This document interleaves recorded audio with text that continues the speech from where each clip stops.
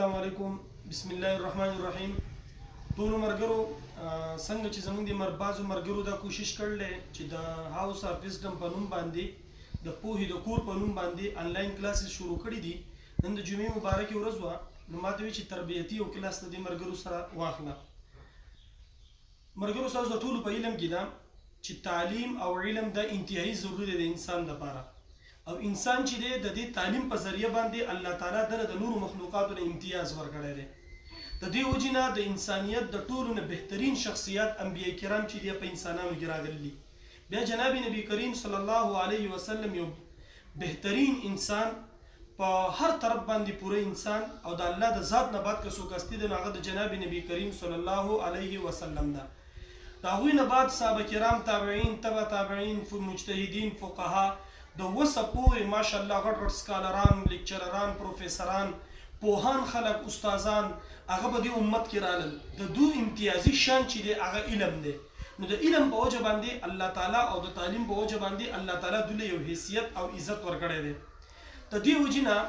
نن سبا په پوره دنیا کې وبا یو صورتحال دی د کرونا وایرس د وجې نه د تعلیمي نظام، علمي نظام، مدارس، مساجد، سکولونه، کالجونه، یونیورسټیانې هر څه بندي. په هغه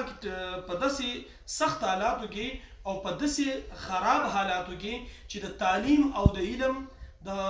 انسان نه د ماشومانو ذهن ته چې څنګه هر څه هغه زر زر زده کوي، الکوالي په دور کې، د ځوانۍ په دور کې چې انسان څنګه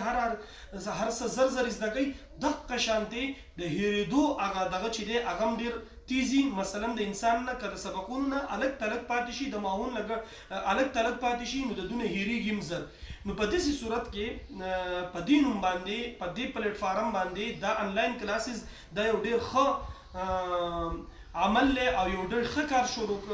شروع کړی دی. زه ټولو ته خراج تحسین پیش کوم، او تاسو څوک چې ما اورئ، زه امید لرم چې زما په دې مختصر کلاس کې به تاسو انشاءالله د زده کولو کوشش کوئ. الله دې ماته د حق ویلو او د پوهې توفیق را نصیب کړي، او تاسو ټول ته د اورېدو په هغې د عمل کولو توفیق نصیب کړي.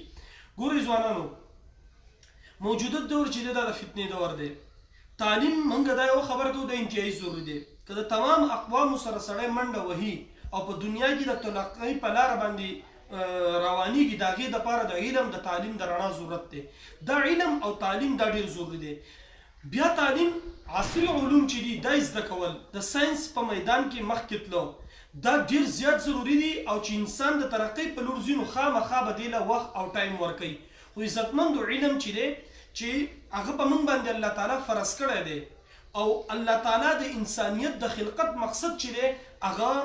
دا ګرځولی دی چې موږ د رب بندګي وکړو. نو که چیرې موږ د تعلیم، د علم او دا هر څه موږ یو ځای کړو، نو دا ډېر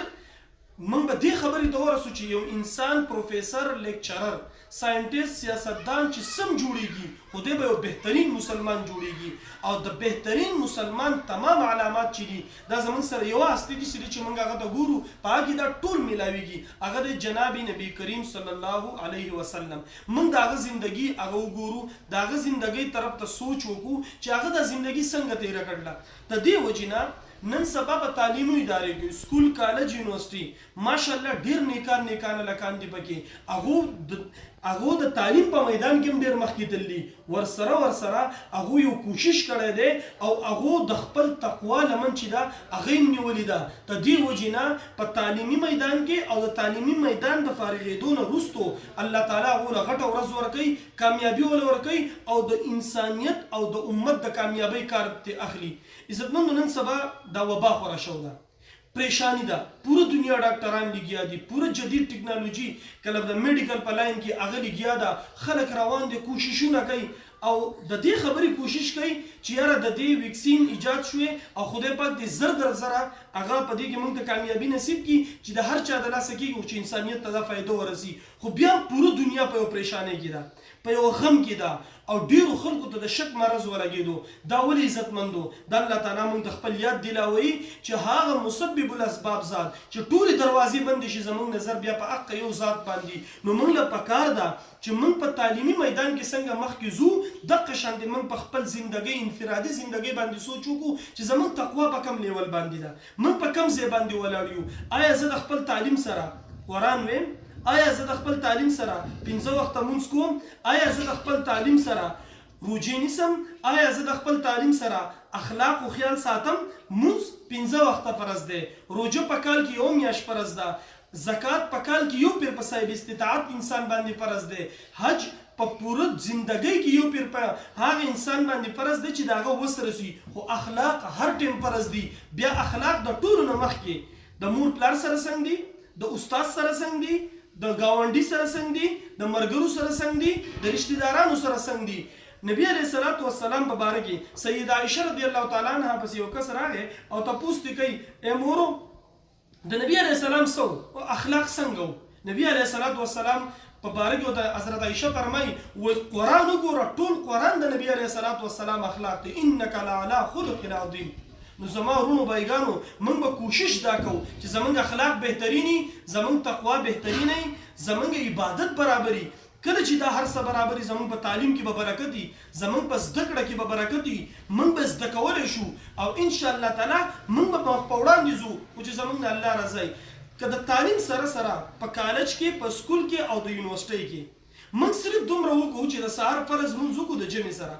بیا د هغې نه بعد سورت یاسین ووایو چې سړی فرض مونځ وکړي او سورت یاسین وایي الله تعالی فرمایي زه به ستا د ټولې ورځې حاجتونه پوره کړم د ماښام د مانځه نه بعد څوک سورې واقعه وایي الله تعالی فرمایي زه به تا باندې د غریبۍ دروازې بندې کوم نبي علیه الصلاة والسلام فرمایي من قرأ الواقعة في كل ليلة لم يفتقر کوم سړی چې هره شپه سورې واقعه وایي الله تعالی به د غریبۍ دروازې بندې کړي او درېمه خبره څوک چې د ماسخوتن د مانځه نه بعد سورې ملک وایي تبارک الذي نو د دې سره به الله تعالی د قبر عذاب معاف کړي نو ګورئ څومره طالب علم حضرات چې څومره سټوډنټان چې څومره زما ورونه بایګان چې موږ د دې خبرو کوشش کوو انوارات او برکات به الله تعالی موږ ته رانصیب کړي او عزتمندو د تقوا برکت د سټوډنټ لپاره ځکه لازمي ده چې دی به د ټینشن او د ډیپریشن نه الله تعالی بچ کړي دی به هر ټیم تر و تازه وي په دې کې به د ایمان قوت وي او په دې کې به الله تعالی د قابلیت دولت نصیب کړي کوم سړی چې د سهار او د ماښام د مانځه نه بعد درې پیري چونکې تاسو سټوډنټان یې او دا پلیټ فارم چې دی انلاین کلاسز ده دا د سټوډنټانو لپاره دی دا هغو د زده کړې لپاره دی تاسو د ماښام او د سهار د مانځه نه بعد درې پیرې دا دعا وایئ بسم الله الذي لا يضر مع اسمه شيء في الارض ولا في السماء وهو السميع العليم الله به د هر قسمه آفاتونه د خوږېدو نه د کړاو نه د مرضونو نه ستاسو حفاظت کوي او د امتحانات د ورځو لپاره زمونږ استادانو به مونږ ته وي چې کله د امتحانات ورځې راشي یا ستاسو په ذهن کې سبق نه کینی نو تاسو د هر مانځه نه بعد درې پیرې درود شریف وایئ یا 10 پیرې درود شریف وایئ او بیا اللهم یا ذا الجلال والاکرام 21 پیرې دا وایئ او بیا ته په اخر کې 10 پیرې درود شریف وایئ د دې سره دا حافظه چې دا د الله تعالی مضبوطی زمونږ سټوډنټان زمونږ طلبه دا به الو کامیابیږي چې دا تقوا اختیار کی ځان د غلطو ویډیوګانو نه ساتي د غلطو مجلسونو نه ساتي د غلطو محفلونو نه ساتي نو د دوبه ذهن برابري د دوبه چې کوم طاقت دی هغه به برابري د دوبه د کتاب سره محبتي د هغې دپاره لازمي ده چې زموږ د مور پلار راځئ چې موږ د مور پلار ادب کوو موږ د مور پلار دوا اخلو د غټې ترقۍ دپاره دا لازمي خبره ده چې د مور پلار دوا وي د کوم سټوډنټ سره چې د مور پلار دوا وه که ډېر قابل هم نه و الله به دله لوی ورځ ورکوي او د هغې نه د بله غوره خبره دا ده د مور پلار د ادب سره د انسان سره د استاد ادبي د استاد خیال ساتلی وجه د دې څه ده عربۍ کې وایي الاباء ثلاث د هر سړي درې پلاران دي من ولدک د چا نه چې پیدای ومن زوجک یو چې د چا لور درکړله ومن علمک او بیا چې کم تا ته سبق ښودلی بیا دا درې واړه پلاران چې دا کمپیر کوي وخیر اولئک من علمک په دې درې واړو کې بهترین پلار چې دی هغه روحاني پلار دی کوم د چې وایو موږ ماشوم نه موږ دا زده کوو ټیچر از ا سپریچوال فادر دا روحاني پلار دی نو دا روحاني پلار اعلی پلار دی د انسان زندگی جوړي د انسان آخرت جوړي د انسان د زندګۍ لاره ده تخی چې ته په دې لاره باندې ځې نو زما ټولو طلباو ته دا ریکویسټ دی درخواست دی مهنت کوئ سبق زده کوئ د مور پلار ادب کوئ د استاد خیال ساتئ د مهنت سره سره لازمي او ضروري خبره ده د موږ مسلمانان یو چې موږ د حقوق الله د حقوق العباد خیال وساتو او موږ قرآن باندې ځان پوهوږو که یو سړی 35 سال تعلیم وکړي 45 سال تعلیم وکړي او په آخره کې هغه د قرآن ناظرانه ورځي دا هم ډېره د افسوس خبره ده یو انسان ډېر غټ منصب ته ورسي او په غټ جاب باندې ولګي او دله فرض مونځ نه ورځي یا دله د خپل مور پلار جنازه نه ورځي نو دا به ډېره د افسوس خبره وي. الله تعالی دې د آنلاین کلاسز چې کوم کوښښ دي اساتذو شروع کړل الله دې دوی اجر عظیم ورکړي الله دې په دې کې کامیاب کړي. او زه تاسو ټولو ته ریکویسټ کوم چې د دې نه زده کړه وکړئ د خپل وخت مه ضایع کوئ ډېر د فرصت وخت دی روزانه کم از کم 2 سپارې تلاوت کوئ ځکه هېڅ کار نشته دا وخت په